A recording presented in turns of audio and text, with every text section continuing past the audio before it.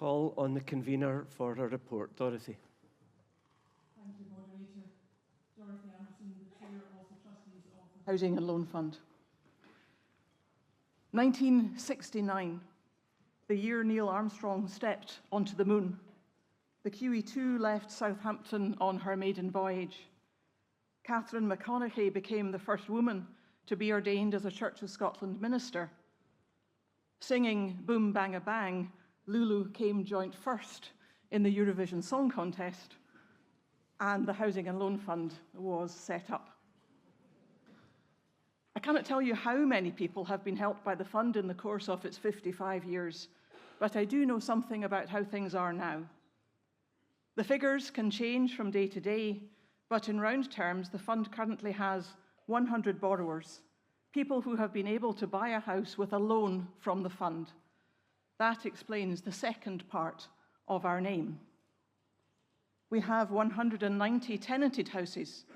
That is, houses occupied by people who pay a rent to the fund for a property which has been bought for them. And that explains the first part of our name.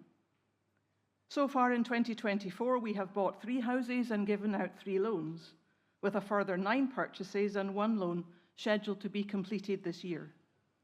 We presently have 7 houses on the market because tenancies have come to an end, and expect a further 12 properties to become vacant before the year end. For those who are interested in these things, appendices 1 to 4 of our report give more information about the numbers over the past 3 years. We were pleased that in 2023, the average price of houses bought exceeded the average price of houses sold, something that had not been the case in the 2 preceding years. Of course, dealing with averages does not tell the whole story, as it takes only one house to sell particularly well for the average figure to be boosted, or vice versa. Even so, it is good if sale prices are less than the maximum purchase limit, which is currently £268,000. Behind all the facts and figures, however they are presented, are people. Most of the applications we receive are from ministers who are retiring, but we can also help those whose ministry is cut short on health grounds, widows and widowers of ministers, a spouse or civil partner who is needing accommodation when a man's marriage or partnership breaks down, as well as those who are already retired. Within the categories of people who are eligible for help from the fund, there are many different circumstances and requirements, for it is a far from homogeneous group. And though there are parameters set and guidelines followed, the trustees do their best to take account of differing needs and considerations. Nevertheless, it remains the case that what is offered is a charitable benefit to people who cannot afford to provide a house for themselves. And it is that need to show that the help is of a charitable nature that acts as a constraint, a check and balance on how much help can be given. Some years ago, the trustees realised that the assets of the fund were growing, that we were selling more properties than we were buying, giving healthy surpluses each year. Those surplus funds were invested and yielded income, which in turn was invested too, and so on. Accordingly, a review was undertaken both to try to identify if those surpluses were a blip or a trend, and whether there were other things that the fund could or should be resourcing. The review has taken some time to complete, not because we have been dilatory or unwilling to make progress. The trustees quite quickly reached the conclusion that we had more assets than we were likely to need for the fund's core purposes, both in the short and longer term, particularly at a time when the number of ministries across the church is declining. But finding a way of spending the surplus or transferring it was neither easy nor quick. At times it felt like a Churchillian riddle wrapped in mystery inside an enigma. However, what some lawyers created, other lawyers eventually put asunder. The result is a new constitution. As things are at present, the fund's trustees have power to vary their constitution, provided that the Assembly trustees concur. I am pleased to say that the trustees of the Housing and Loan Fund and the Assembly trustees have agreed the terms of a new constitution. But before it comes into effect, it has to be presented to you, the General Assembly. So please see Appendix 5 of our report. On the face of it, the existence of a new constitution is not the most exciting item of business before the Assembly this year. But it is actually quite significant, for it allows money not needed for the fund's purposes to be used for other parts of the Church's work. As our report says, we can now give £9 million from our surplus assets to the Assembly trustees to be used for the Church's wider charitable purposes. Steps have already been taken to effect that transfer in early June. Noteworthy as that is, we expect that this will not be a one-off payment, but that there will be future surpluses able to be made over in a similar way. The Fund's trustees also plan to help with the housing costs faced by those who are in the early stages of their training for the full-time ministry of Word and Sacrament. That will be done by making funds over to the Faith Action People and Training Team, who will administer that scheme. In addition, existing beneficiaries of the fund have not been overlooked. Work is already underway to make improvements to our housing stock, upgrading bathrooms and kitchens, for example, and where appropriate, retrofitting energy-saving measures.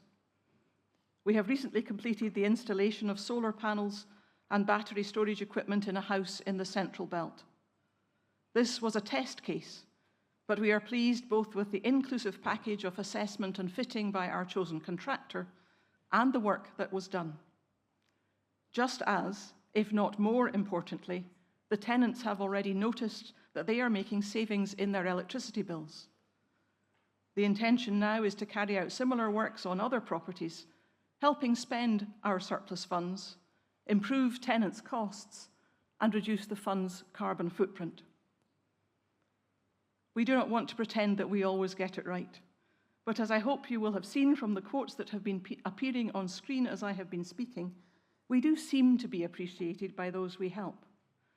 Truth be told, the trustees cannot take the credit for these appreciative comments, for it is the staff, Hazel, Hilary, Selina and Mark, who are in direct contact with beneficiaries and applicants, guiding them through the complexities of house purchase and easing the transition from church-owned manse to a home of their own. It is right, therefore, that on behalf of the trustees, I record our gratitude to them for the work they do and the manner in which they do it. In doing so, I wish to pay particular thanks to Hilary Hardy, who in September will have been with the Fund for 30 years.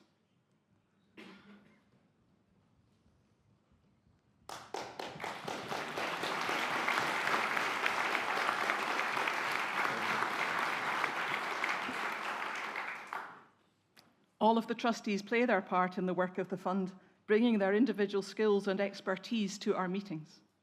I want to single out Harry Findlay, who is stepping down now, having completed two 4-year terms of office, and to thank him for his helpful and thoughtful contributions to our deliberations.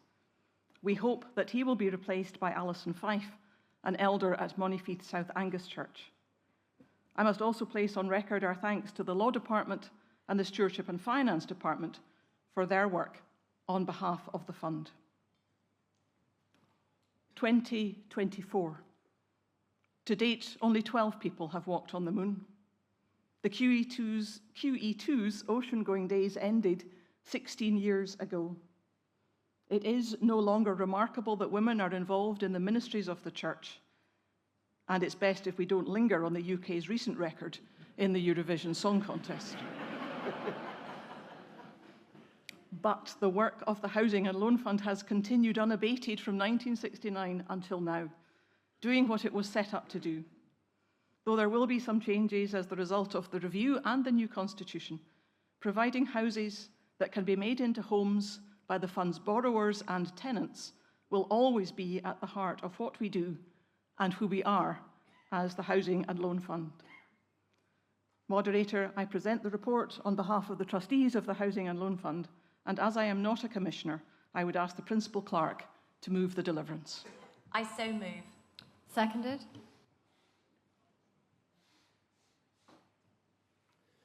Thank you, Convener. I have nothing on the screen, but I will stop here and ask for questions that may be arising. Okay, I hear nothing online. No, and so we move to receive the report. Thank you. Number 2, online. Thank you. Number 2. Online. And number 3. Thank you. And online, yes. And the deliverance as a whole. Dorothy, please don't take it that are rushing through. There's not indicates that we're not interested or that the value of your work is absolutely phenomenal. So thank you so much to you and your team, and not least to those you name-checked, including Hilary, for 30 years of service. Thank you very much indeed.